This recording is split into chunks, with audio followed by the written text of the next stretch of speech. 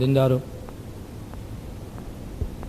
سب سے پیشتر ہمارے آقا نامدار امام زمان نور مولانا شاہ کریم الحسینی حاضر امام کے مبارک نام پر صلوات پڑھیے۔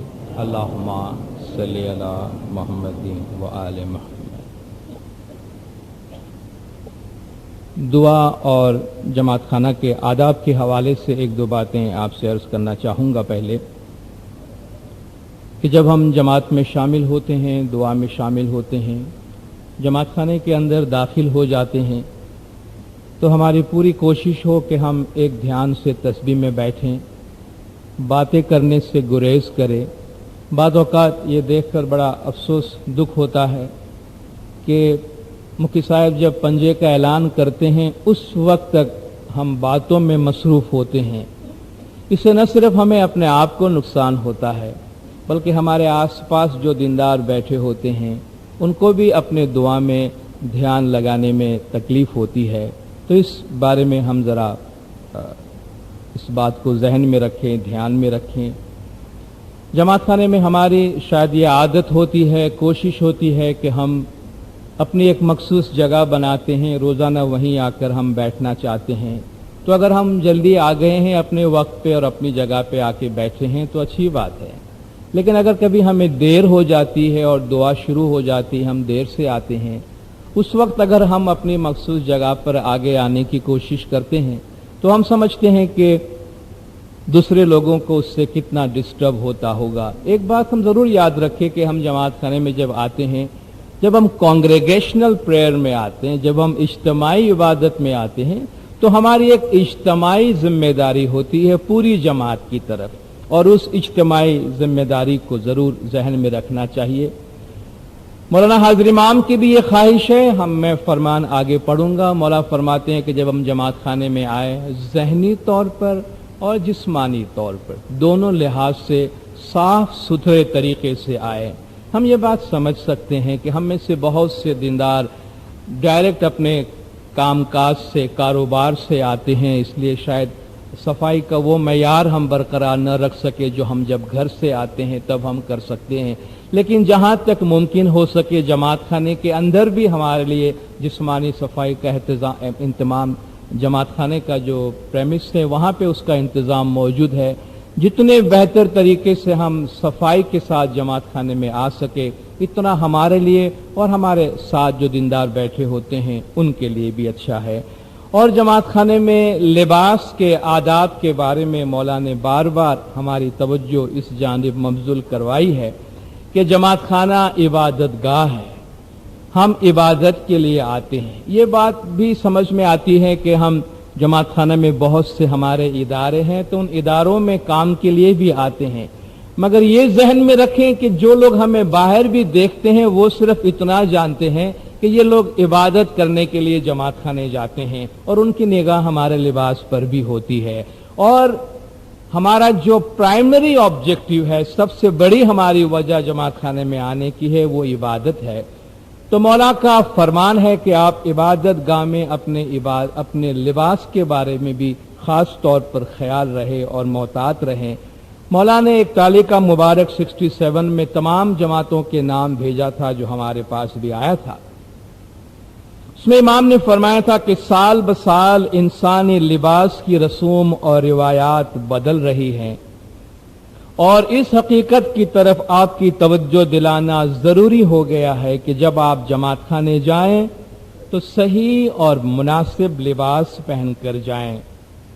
ہم نہیں چاہتے کہ وہ روحانی بچے جنہوں نے دنیاوی طور پر اچھی ترقی کی ہے اپنی کامیابی کا مظاہرہ کریں، اور نہ ہی ہم چاہتے ہیں کہ ایسے کپڑے پہنے جائیں جو آپ کے مذہب میں پرسکون اور سنجیدہ ماحول میں ہونے والی رسومات کے متصادم ہوں۔ مندرجہ والا معاملات اسلام کے عالمگیر اور لازمی اصول ہیں، اور تمام مسلمانوں کو ان کی پیروی کرنی چاہیے، کیونکہ بلا شبہ ان اصولوں کو خود رسول اللہ صلی اللہ علیہ وآلہ وسلم نے قائم کیا تھا۔ اور ایک اور مقام پر لندن میں مولانا حاضر امام کا یہ فرمان ہے امام نے فرمایا کہ I have another matter to mention to my spiritual children today. ہم اپنے روحانی بچوں کو آج ایک اور بات بتانا چاہتے ہیں. You will remember that at the time of the revelation of the Quran, the Prophet had insisted that those who come to pray in a state of physical and mental cleanliness. قرآن کے نزول کے وقت حضور نے اس بات پر زور دیا تھا کہ جو عبادت کے لیے آتے ہیں انہیں جسمانی اور ذہنی دونوں لحاظ سے پاک، صاف اور ستھرے حالت میں آنا چاہیے. He had also insisted that no man and no woman should behave at the time of the prayer or while he was going to pray in a provocative manner. آپ نے اس بات کی بھی تاکید فرمائی تھی کہ کوئی بھی مرد یا کوئی بھی عورت جب وہ عبادت گاہ میں ہے یا عبادت کے لیے جاتا ہے کوئی ایسا عمل نہ کرے جس سے دوسروں کو اشتعال ہو. کوئی پرووکیٹیو طریقے سے وہ کوئی بھی عمل انجام نہ دے، یعنی کوئی ایسا کام نہ کرے کہ جس سے دوسرے عبادت گزار کو کسی بھی قسم کی تکلیف ہو، ان میں کسی بھی قسم کی کوئی خلل واقع ہو. And I insist today that those of you who come to Jamaat Khana regularly should come dressed properly and neither with clothes which are unnecessarily costly nor with clothes which are unnecessarily limited. امام نے فرمایا آج ہم آپ کو اس بات پر زور دینا چاہتے ہیں کہ آپ میں سے جو باقاعدگی سے جماعت خانے میں آتے ہیں مناسب لباس کے ساتھ جماعت خانے میں آئیں اور ایسے کپڑے نہ پہنے جو غیر ضروری طور پر مہنگے ہو اور ایسے کپڑے نہ پہنے جو غیر ضروری طور پر تنگ ہو یا کم ہو. آپ سمجھ سکتے ہیں کہ مولانا حاضر امام نے یہ ارشاد بھی فرمایا ہوگا تو امام نے کتنی سنجیدگی سے اس چیز کو اپنے ذہن میں محسوس کیا ہوگا، اپنے دل میں محسوس کیا ہوگا. کل میں نے دعا کے پہلے پارٹ کے بارے میں آپ سے عرض کی تھی اور آج ہم دعا کے دوسرے پارٹ کی طرف آتے ہیں اور دعا کے دوسرے پارٹ میں عقیدہ امامت کے بارے میں چند بنیادی آیات ہیں اور اس کے بعد امام سے مدد مانگنے، مولا مرتضی علی سے مدد مانگنے اور اللہ تبارک و تعالیٰ کی کچھ صفات اور سب سے آخر میں اس میں ہم کلمہ پڑھتے ہیں اور اس کلمے میں توحید، نبوت اور امامت اور زمانے کے امام کی امامت اور ان کی تابعداری کا ہم اعلان کرتے ہیں. قرآن شریف کی یہ آیت ایک بنیادی آیت ہے جس میں عقیدہ امامت کا بہت واضح طور پر اعلان کیا گیا ہے. یا ایھا الذین آمنوا اطیعوا اللہ واطیعوا الرسول واولی الامر منکم. لوگ پوچھتے ہیں کہ بھئی دعا میں اس قسم کی آیات ڈالنے کا مطلب کیا ہے؟ دیکھیے ہماری دعا، مولا فرماتے ہیں کہ اگر آپ کو اپنی دعا آتی ہے اور آپ کو اپنے دعا کے معنی معلوم ہے تو آپ کو اپنے مذہب کو سمجھنے میں کوئی دشواری نہیں ہوگی. ہم جب اپنی عبادت کا اظہار کرتے ہیں اور اس میں دعائیں مانگتے ہیں تو مذہب کی جو ہماری بنیادیں ہیں ان بنیادوں کو ہم روزانہ یاد کرتے ہیں، روزانہ دہراتے ہیں اور جب ہم ان کے معنی کو بھول جاتے ہیں، یہ باتیں ہمارے ذہن سے نکل جاتی ہے، اس لیے پھر ہمارے دلوں میں سوالات پیدا ہونے لگتے ہیں. اگر ہمیں جو چند آیات قرآن کی ہم سننے والے ہیں اور جس کی باتیں ہم کرنے والے ہیں، ڈسکس کرنے والے ہیں، اگر ان کو ہم اپنے دلوں میں راسخ کر لیں، آپ کو جماعت سے باہر بھی ہمارے مسلم برادری کے ساتھ جب ہمارے طریقے کے بارے میں کوئی بات سمجھانے کی نوبت آتی ہے ہمیں کوئی دشواری نہیں ہوگی، کوئی تکلیف نہیں ہوگی، بشرطے کہ ہم یاد رکھیں قرآنی آیات وہیں موجود ہے، یہ صرف انٹرپریٹیشن، تشریح اور اپروچ کی بات ہے. تو خدا قیامت تک آنے والے مومنین کے لیے جب آپ قرآن کھولتے ہیں اور آج بھی پڑھتے ہیں، کل بھی لوگ پڑھیں گے، قیامت تک لوگ پڑھیں گے، یہ آیت سامنے آئے گی، اے ایمان والو اللہ کی اطاعت کرو. بھئی اللہ کی اطاعت کرتے ہیں، اللہ کی اطاعت اللہ کو قبول کیا ہے تب تو اللہ کے رسول پر بھی ایمان لائے ہیں. واطیعوا الرسول، اور رسول کی تابعداری کرو. رسول کی تابعداری بھی کرتے ہیں، اس میں کسی مسلمان کو کسی قسم کا کوئی اختلاف نہیں ہے. وَأُولُو الْأَمْرِ مِنْكُمْ وَأُولِي الْأَمْرِ مِنْكُمْ، اللہ کی تابعداری کرو. سارے جہان پر اللہ کی حکمرانی ہے، انسان مانے یا نہ مانے. جس طرح کل میں نے عرض کیا، سارا جہان، یہ ساری خلقت اللہ تعالیٰ کے فرمان کے مطابق چل رہی ہے. ہم اللہ کا حکم مانے یا نہ مانے، ہماری تخلیق اس کے حکم کے مطابق ہوئی ہے. ہم دنیا سے اٹھ جائیں گے اس کے حکم کے مطابق ہوگا. اور اس کائنات میں اللہ کی جو حکمرانی ہے، اسی حکمرانی کے اندر ہم اس کی رعیت کے طور پہ کام کر رہے ہیں.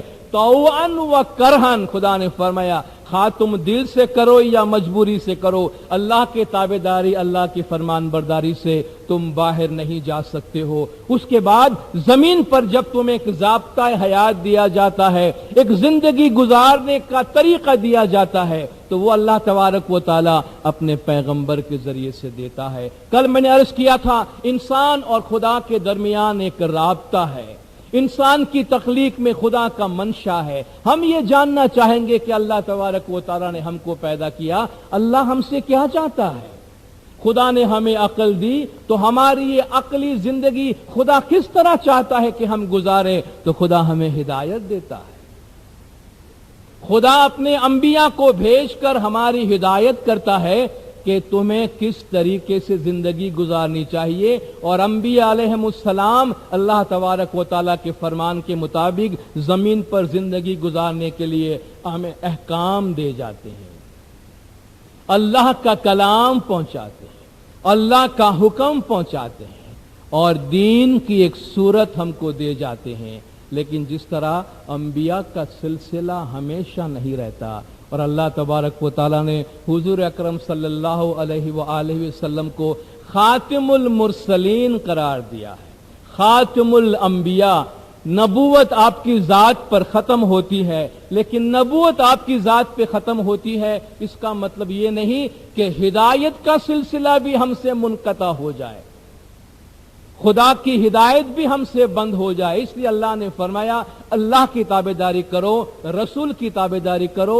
وَأُولِي الْأَمْرِ مِنْكُمْ، اور تم میں جو ائمہ علیہم السلام ہیں، تم میں جو اللہ کے امر کے مالک ہیں، ان کی تابعداری کرو.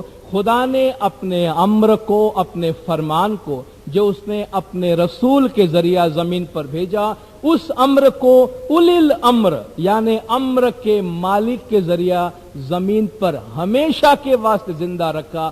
جب بھی قرآن کھولیں گے، قرآن آپ سے کہتا ہے کہ اولی الامر کی تابعداری کرو.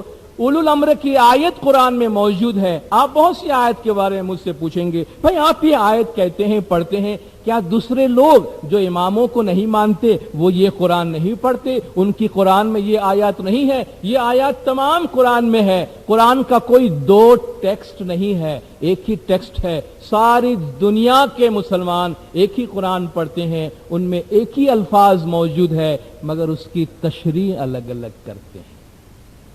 جب لوگ اولی الامر کی آیت پڑھتے ہیں تو بہت سے لوگ اس کی تشریح یہ کرتے ہیں کہ آپ کے زمانے کا جو خلیفہ ہے، یا آپ کے زمانے کی جو آپ کی گورنمنٹ ہے، یا جو آپ کا حاکم وقت ہے، اور ہر ایک کو یہ تشریح کرنے کا حق حاصل ہے. ہم کسی سے ان کی تشریح کرنے کے حق کو لینا یا چھیننا نہیں چاہتے، لیکن جہاں ان کو تشریح کرنے کا حق حاصل ہے وہاں ہمیں بھی تشریح کرنے کا حق حاصل ہے. اور شیعہ امام اسماعیلی طریقے کے مطابق، ائمہ علیہم السلام کی ہدایت اور تشریح کے مطابق، ان کے بیان کے مطابق حضور اکرم صلی اللہ علیہ وآلہ وسلم نے اپنی زندگی میں اس معاملے کا ارشاد فرما دیا تھا کہ میرے بعد امیر المومنین مشکل کشا مولا مرتضی علی امیر المومنین ہے، اور وہ اولو الامر ہے، مومنوں کے سردار ہے، اور ان کے ذریعے سے اللہ کا حکم زمین پر جاری رہنے والا ہے. اور یہ ائمہ اولو الامر جو زمین پر ہمیشہ برقرار رہنے والے ہیں، ان کے امر سے ہماری زندگی چلتی ہے، ان کے امر پہ دین چلتا ہے. ان کو اولو الامر اس لیے کہا گیا کہ وقت اور زمانے کے مطابق دین میں وقتاً فوقتاً جو نئی نئی تشریحات کی ضرورت پڑے گی وہ تشریح اولو الامر کریں گے. دین کو خدا کے امر کے ساتھ اور اولو الامر کے ساتھ باندھ دیا گیا. اس لیے ہم سے کہا گیا قیامت کے دن آپ کو آپ کے اماموں کے ساتھ بلایا جائے. ہمارے ائمہ کو، ہمارے اماموں کو ہمارے اعمال پر شہداء یعنی گواہ بنایا گیا ہے، کیونکہ انہی کے احکام پر ہم دین پر عمل کرتے ہیں. اور خدا فرماتا ہے یوم ندعو کل اناس بامامہم. کیا لوگ پوچھیں گے آپ کیا یہ قرآن میں نہیں ہے، دوسرے قرآن میں نہیں ہے؟ جس دن ہم تمام امت کو، تمام لوگوں کو ان کے اماموں کے ساتھ بلائیں گے. ہے لوگ پڑھتے ہیں لیکن ترجمہ کیا کرتے ہیں؟ میں نے اس لیے آپ سے عرض کیا تھا جب ہم قرآن پڑھیں شیعہ ترجمہ پڑھیں، ان کا ترجمہ پڑھیں جو امام کا ترجمہ امام کرتے ہیں. جو امامت میں نہیں مانتے وہ کہیں گے اس کا ترجمہ نامہ اعمال ہے. قیامت کے دن ہم ہر ایک کو ان کے نامہ اعمال کے ساتھ بلائیں گے. نامہ اعمال کے لیے بہت سے اور الفاظ موجود ہے، اس کے لیے امام استعمال کرنے کی کیا ضرورت ہے؟ یوم ندعو کل اناس بامامہم. جس دن ہم تمام لوگوں کو ان کے اماموں کے ساتھ بلائیں گے. اور اسی میں آگے خدا فرماتا ہے بڑی پر حکمت آیت، فمن کان فی ہذہ اعمی.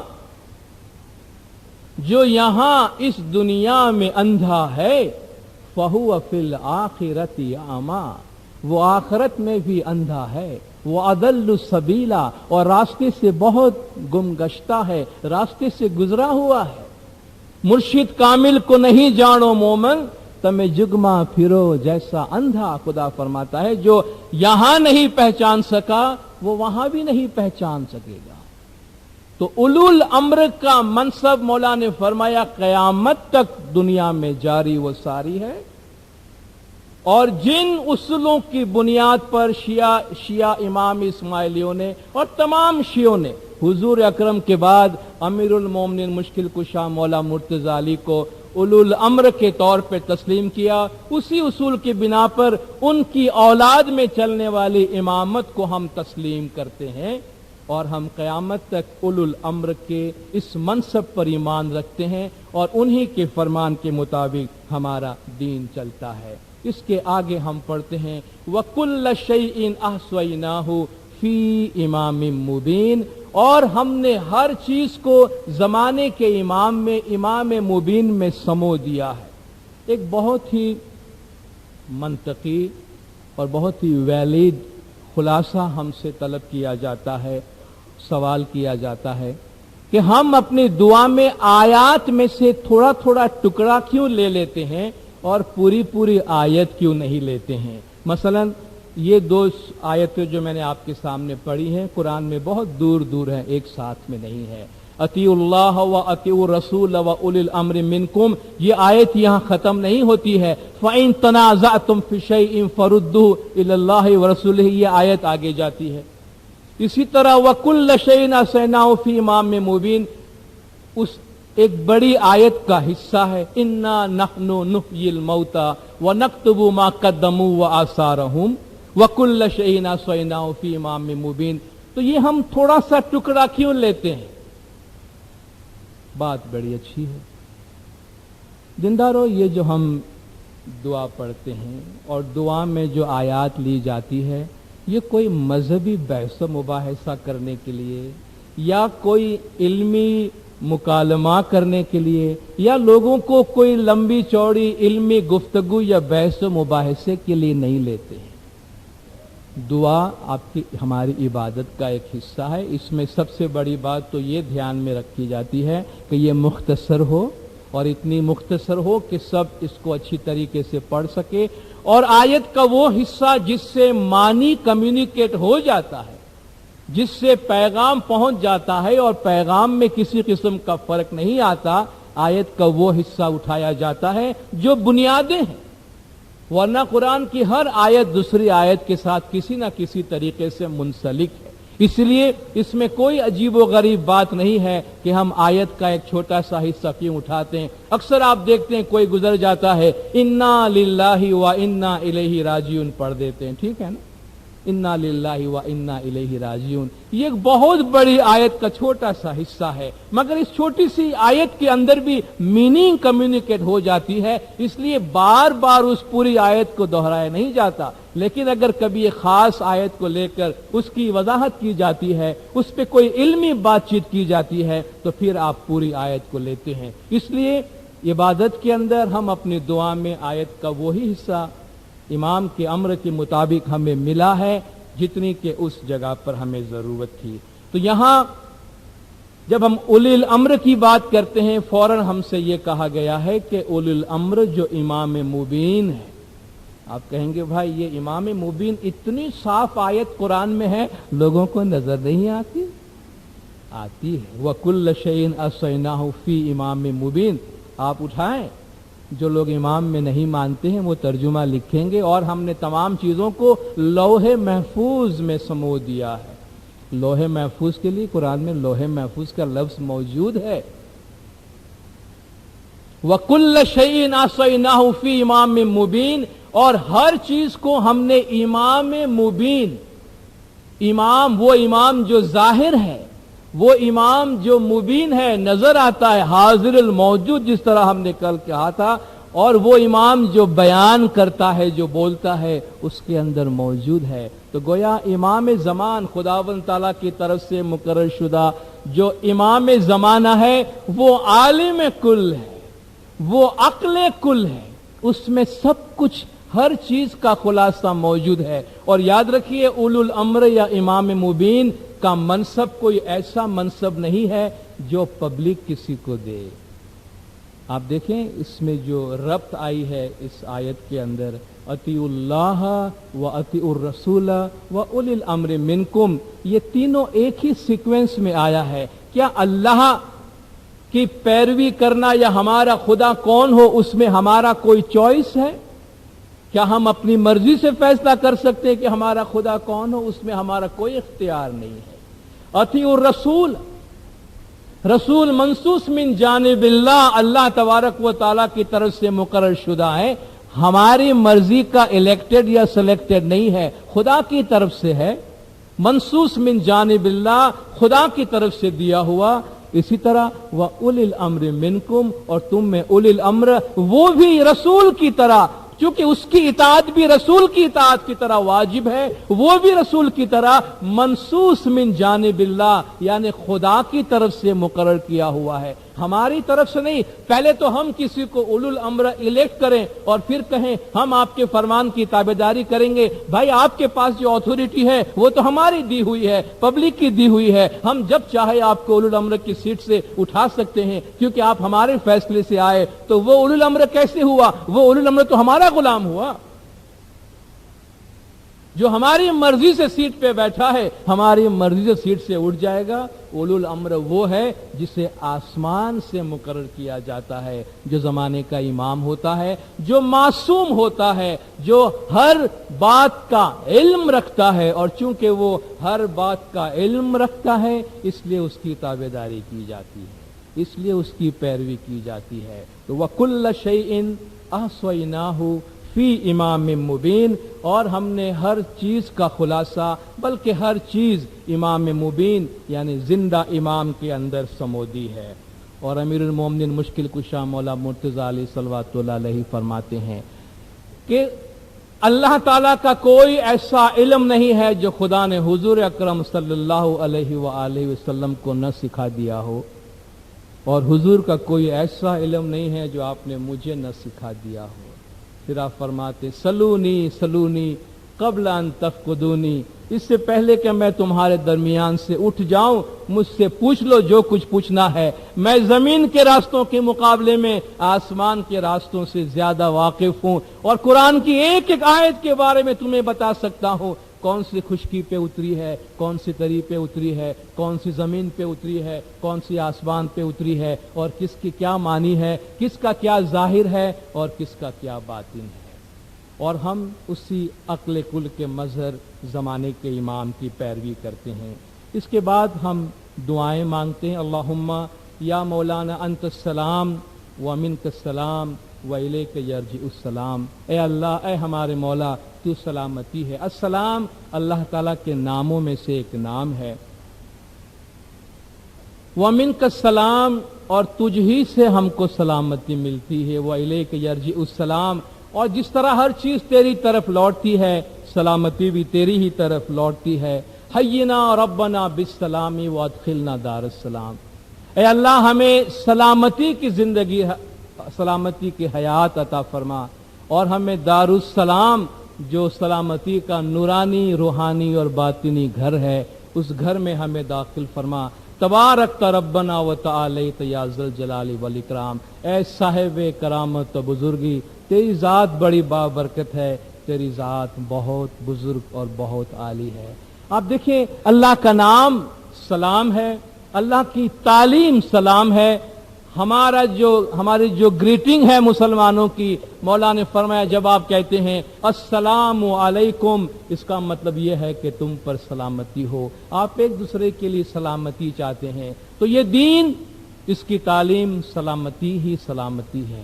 اللہم یا مولانا من کا مددی و علیک معتمدی، اے اللہ، اے ہمارے مولا، ہماری مدد تیری ہی جانب سے ہو رہی ہے اور تجھ ہی پہ ہمارا اعتماد ہے۔ ایاک نعبد و ایاک نستعین، ہم صرف تیری ہی عبادت کرتے ہیں اور تجھ ہی سے مدد مانگتے ہیں۔ اس کے بعد ہم ایک دعا مانگتے ہیں، یا علی بلطفک ادرکنی، اے علی تیری رحمت سے، تیرے کرم سے تو میری مدد کو پہنچ۔ مولا مرتضی علی مشکل کشا سے مدد مانگنے کی جو تفصیل ہے انشاءاللہ میں کل کے اپنے واعظ میں کنٹینیو کروں گا۔ صلوات پڑھے اللہ، اللہم صلی علی